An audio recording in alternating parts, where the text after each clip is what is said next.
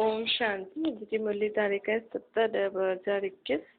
अॼु मुरली में गीत आहे इहो केरु आयो अॼु सवेरे सवेरे। ओम शांति। अॼु मिठा मिठा श्री बाबा ब्रह्मा जी तन द्वारा चवनि था, मीठे मीठे ॿारनि छा ॿुधियो।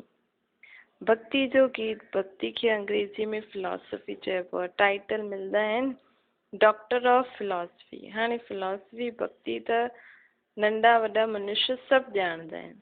कोई खां बि पुछो ईश्वर किथे रहंदो त चई छॾंदा आहिनि सर्वव्यापी आहे। इहा बि फिलॉसफी थी न। हाणे शास्त्रनि जी कोई बि ॻाल्हि बाप न ॿुधाईंदो आहे।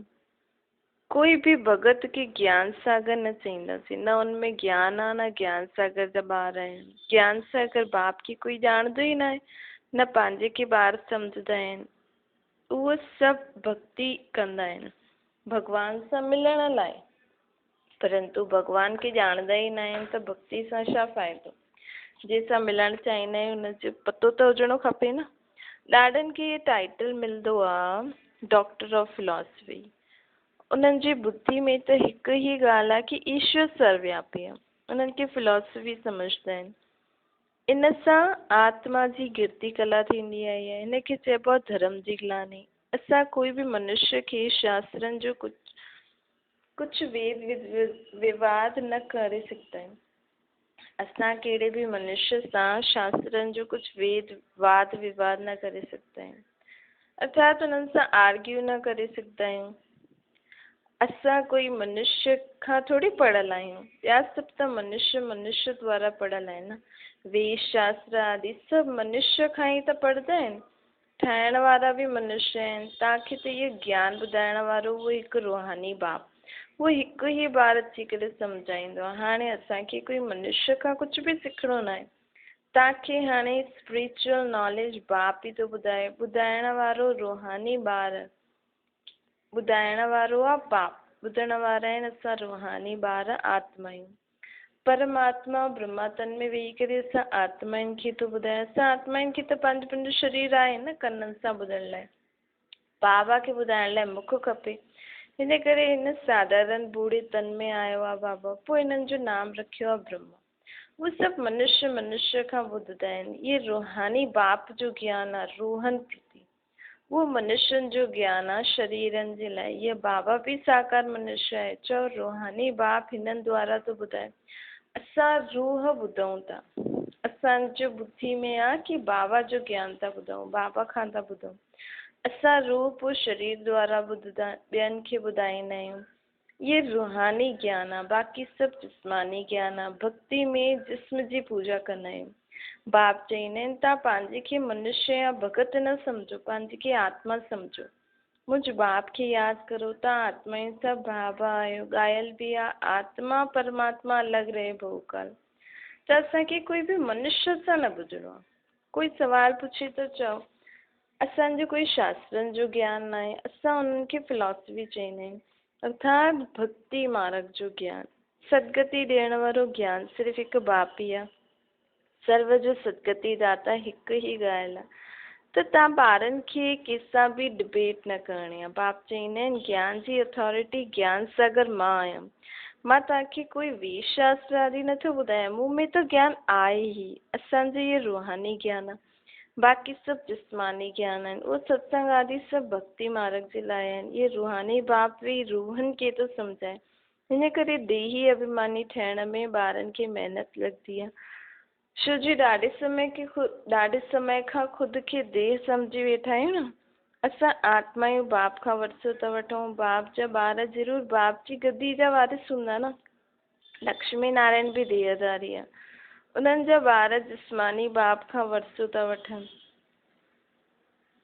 बाबा चवनि था सूर्यवंशी पूरी राजधानी ऐं चंद्रवंशी राजधानी मूंखां वरिसो था वठनि। बाप जी ॻाल्हियूं ई न्यारियूं आहिनि।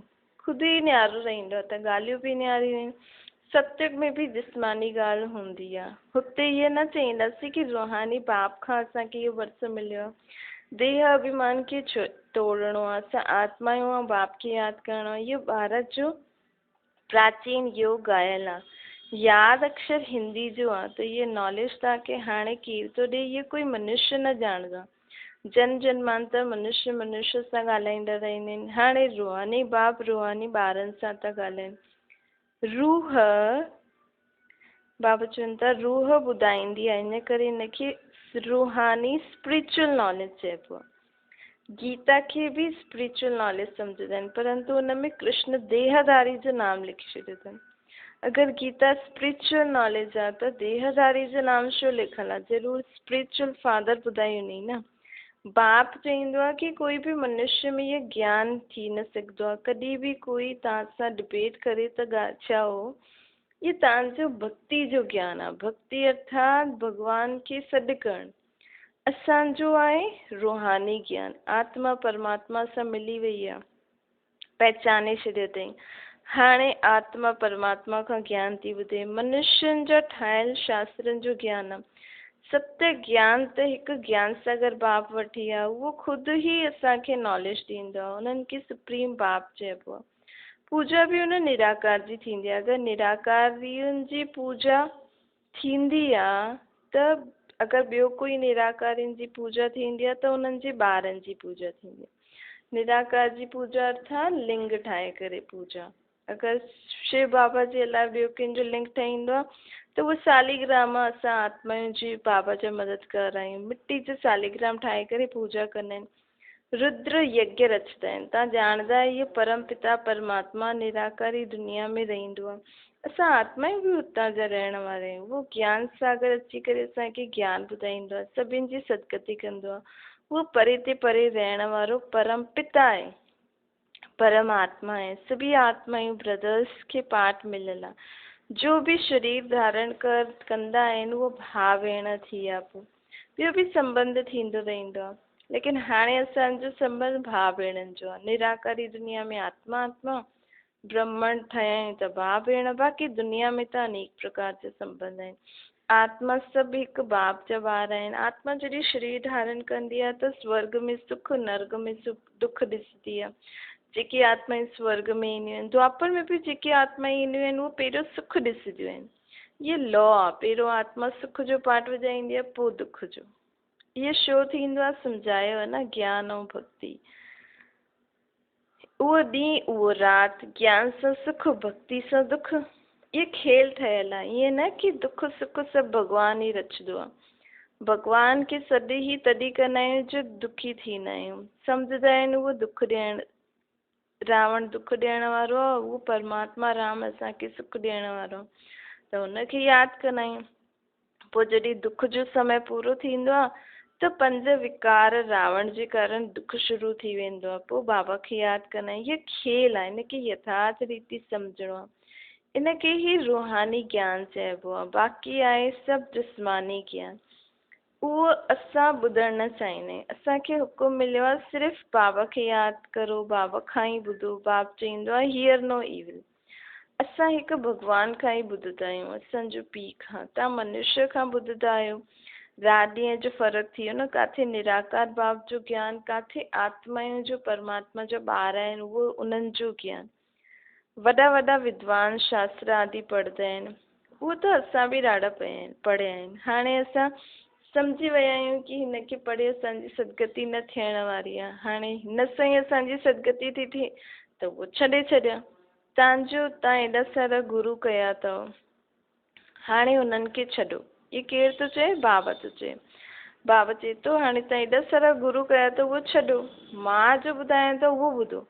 एॾी अथॉरिटी सां चइण वारो भॻवान ई आहे। उहो निराकार, उन्हनि जो नाम शिव आहे। हाणे असां उन्हनि खां ॿुधूं था। बाप ख़ुदि पंहिंजो परिचय ॾींदा आहिनि, पंहिंजी रचना जे आदि मध्य अंत जो परिचय ॾींदा आहिनि। पोइ असां आपस में शास्त्र आदि जी ॻाल्हियूं ॿुधूं ई छो? बाबा चईंदा आहिनि अगरि असांखे बाबा ख़ुदि परिचय थो ॾे त असां तव्हांखां इहे सभु ॿुधूं ई छो? असांखे त रूहानी नॉलेज ॿुधणी आहे, ॿुधाइण वारो ॿुधाए थो न। मुंझणे जी त कोई ॻाल्हि कोन्हे। सॼी दुनिया हिकु तरफ़ ऐं तव्हां केतिरा थोरा आहियो बाबा जा ॿार। लेकिन असां थोरा हूंदे बि असां में उहा शक्ति अथॉरिटी आहे। छो जो निश्चय आहे न कि असांखे परमात्मा ई थो ॿुधाए। बाप चईंदो आहे मूंखे यादि करो त तव्हांजे मथां जो पापनि जो बोझो अथव उहो उतरजी वेंदो ऐं तव्हां पवित्र ठही वेंदव। जो पवित्र ठहींदा उहे ई पवित्र दुनिया जो मालिक ठहींदा न। हाणे पुरानी दुनिया बदिले थी, कलयुग खां पोइ सतयुग अचिणो आहे। सतयुग आहे पावन दुनिया। कलयुग में ई मूंखे सॾु कंदा आहिनि कि अची करे पावन दुनिया ठाहियो। सो मां हाणे आयो आहियां, मूंखे यादि करो। हाणे दुनिया बदिलजे थी न। ये अंतिम जन्म आहे। हिन पुराणी दुनिया में आसुरी राज्य खलास थी राम राज्य जी स्थापना थी थिए। हिन करे हाणे अंतिम जन गृहस्थ व्यवहार में रही कमल फूल समान पवित्र ठहो। ये विषय सागर आहे न। कमल फूल पाणी में रहंदे बि पाणी खां मथे रहंदो आहे। त कमल फूल समान अर्थात असांखे हिन दुनिया में रहंदे हुए बि पंहिंजे मन बुद्धि खां मथे रहणो आहे। असांजे मन बुद्धि असांजा संस्कार परमात्मा जे अनुसार हुजणा खपनि। हाणे इहे तव्हां गृहस्थ व्यवहार में रही कमल फूल समान पवित्र ठहो। तव्हां ॿार ॼाणंदा आहियो त राज्य जी स्थापना था करो। हाणे सॼी दुनिया बदिलजे थी न।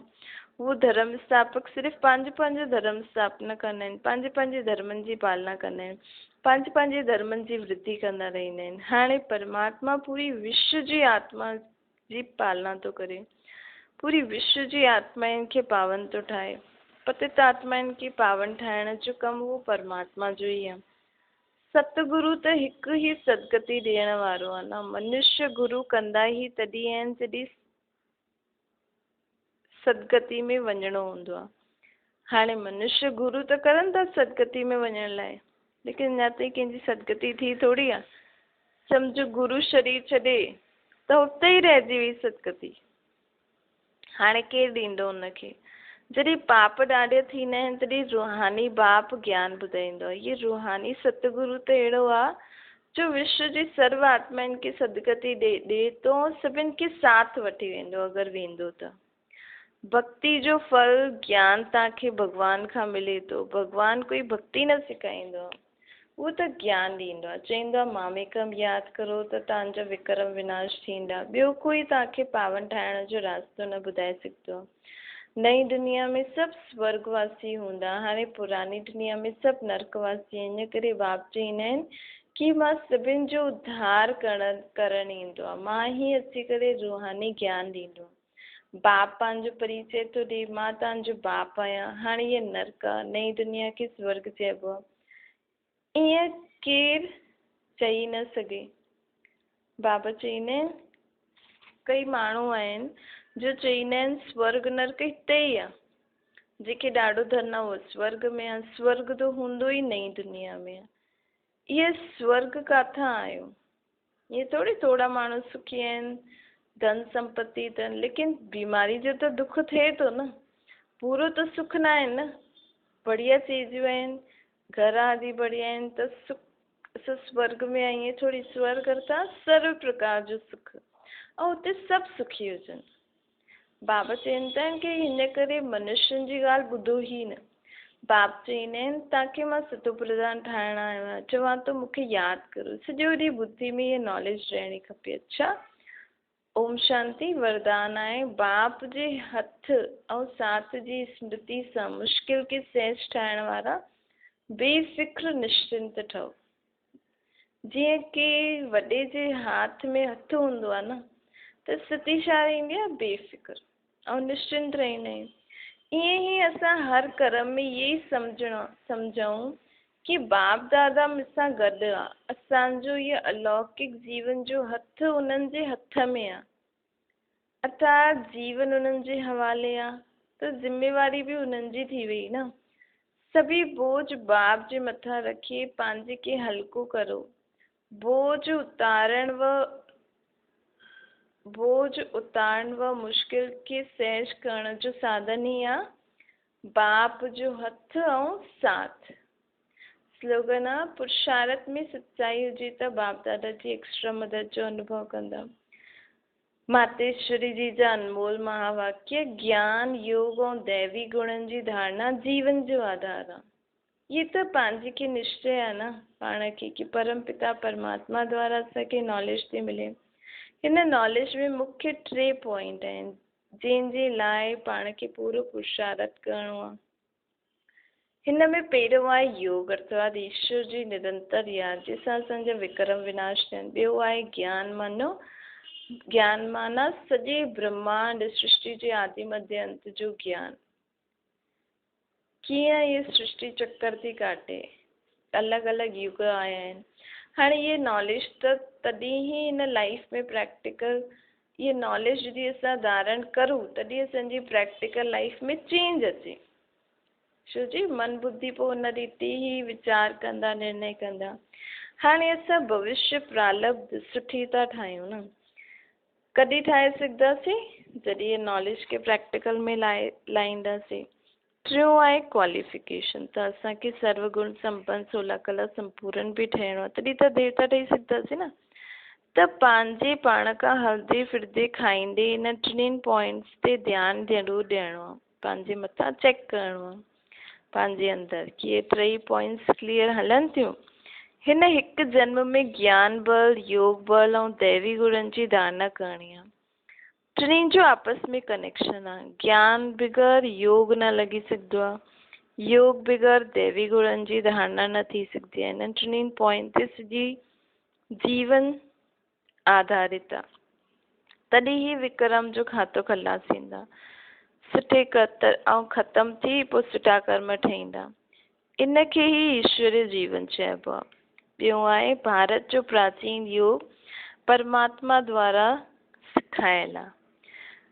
पंहिंजे हिन ईश्वरीय योग भारत में प्राचीन योग जे नाम सां मशहूरु आहे। ये ईश्वर योग जो असां सिखूं था ये भारत में प्राचीन योग जे नाम सां मशहूरु आहे। हिन योग खे अविनाशी योग छो चईंदा आहिनि? छो जे अविनाशी परमपिता परमात्मा द्वारा सिखायल आहे। बल योग ऐं मनुष्य आत्मायूं ॿियो बल दुनिया में ॿिया बि मनुष्य आत्मा योग सेखारींदियूं आहिनि। हिन करे एॾा योगा आश्रम वग़ैरह खोलंदा रहंदा आहिनि, परंतु उहो प्राचीन योग सिखलाईंदा न आहिनि। अगरि अहिड़ो योग हुजे हा प्राचीन योग उहो सिखाइनि हा त बल बि त हुजे हा, भारत जी उन्नति थी आहे न। भारत त दिन प्रतिदिन निर्बल तो थींदो वञे, हिन सां सिद्ध छा आहे? उहो योग अविनाशी न आहे, उहो योग अविनाशी योग न आहे। जंहिंसां गॾु योग लॻाइणो उहो ख़ुदि ई सिखलाए सघंदो न। बाक़ी ॿिया जेका योग लॻाइण सेखारींदा आहिनि उहो त उनखे ॼाणंदा ई न आहिनि, पोइ सिखलाईंदा कीअं? इहे त स्वयं परमात्मा जो ई कार्य आहे, उहो ई पूरो असांखे इन योग जे बारे में ॿुधाए सघंदो आहे। बाक़ी त सभु अलॻि अलॻि तरीक़े सां योग सेखारींदा आहिनि। बाबा चईंदा आहिनि, मम्मा थी चए इहे त असां ॼाणंदा आहियूं सचो योग ख़ुदि परमात्मा ई सिखाए करे सूर्यवंशी चंद्रवंशी घराने उहो दैवी राज्य जी स्थापना था कराइनि। हाणे उहो प्राचीन योग परमात्मा अची करे कल्प कल्प असांखे सेखारींदो आहे, हाणे वरी थो सिखाए। चईंदा आहिनि हे आत्मा ई मूंखे मुझ परमात्मा सां गॾु निरंतर योग लॻायो त तव्हांजा पाप नष्ट थी वेंदा। छा ओम शांति।